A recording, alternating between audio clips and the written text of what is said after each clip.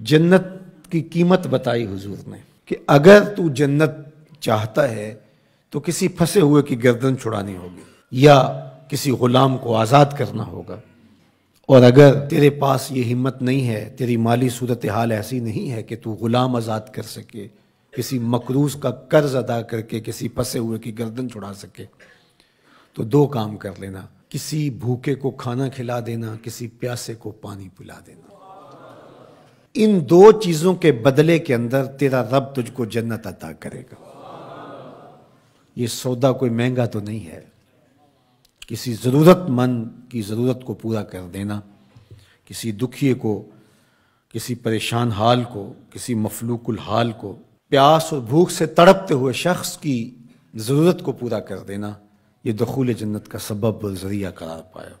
آقا کریم علیہ السلام نے ارشاد فرمایا، 3 اشخاص ہیں اللہ قیامت کے دن ان کے ساتھ ہم کلام نہیں ہوگا اور نہ ان کی طرف نظر رحمت سے دیکھے گا۔ ان 3 اشخاص میں سے ایک شخص کا ذکر کیا کہ ایسا شخص جو کسی ارض فلات میں، کسی جنگل میں، کسی اجاڑ میں تھا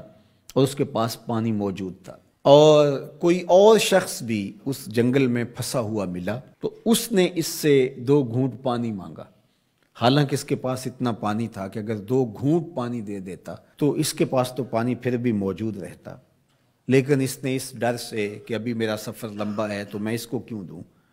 تو اس نے پانی نہیں دیا۔ کل قیامت کا دن ہوگا تو اللہ اس شخص کی طرف نظر رحمت سے نہیں دیکھے گا، کہے گا کہ میرے بندے نے تجھ سے پانی مانگا اور تو نے نہیں دیا، آج میں بھی تیری طرف التفات نہیں کروں گا۔ تو اللہ کے بندوں سے پیار کرنا یہ اللہ سے پیار کی دلیل ہے، تو اللہ کے بندوں کی مدد، نصرت اور اعانت یہ اللہ کے حضور عقیدتوں کا اظہار اور محبتوں کا ذریعہ ہے۔ وہ لوگ جن کو اللہ نے توفیق دی اور ان کی ضرورت سے زیادہ مال دیا ہے تو وہ معاشرے کے لاچار، مجبور، بھوک، افلاس اور ننگ کے اندر مبتلا لوگوں کی ضرور مدد اور نصرت کیجیے۔ اس وقت دنیا بھوک اور افلاس کی طرف بڑھ رہی ہے۔ آمدہ اطلاعات کے مطابق ہماری ہمسائیگی میں افغانستان کے اندر 20 ملین لوگ، 2 کروڑ لوگ، ان کا بھوک سے مرنے کا اندیشہ ہے۔ اسی طرح روہنگیا کے اندر زندگی جتنی کٹھن ہے اور جس اذیت میں وہ لوگ زندگی کاٹ رہے ہیں، اسی طرح یمن کے اندر جو کچھ ہو رہا ہے اور شام کے اندر ہم اپنی آنکھوں سے مناظر دیکھیں، 50 لاکھ کے قریب لوگ سخت سردی کے اندر اذیت میں پڑے ہوئے ہیں۔ زیادہ تعداد بچوں کی ہے اور یتیموں کی ہے، بیوگان کی ہے، بوڑھوں کی ہے، مفلوق الحال لوگ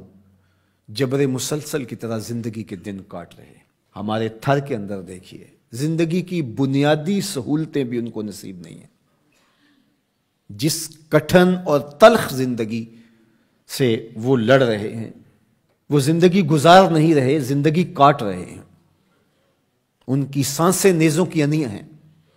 اذیت، تکلیف، بھوک، ننگ، افلاس، فاقے، بے چینی، اضطراب، دکھ، محرومیاں، ذرا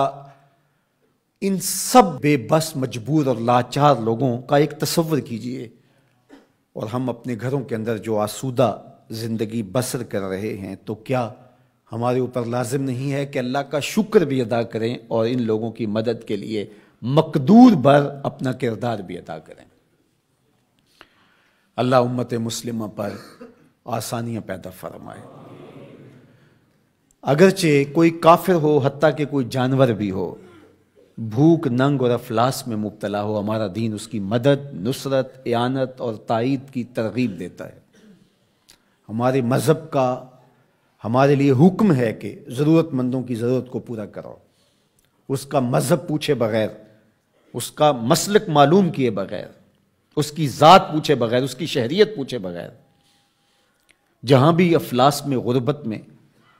بے چینی اور بدحالی میں کوئی بھی ہو، آپ اس کی مدد کریں، اس کی نصرت کریں۔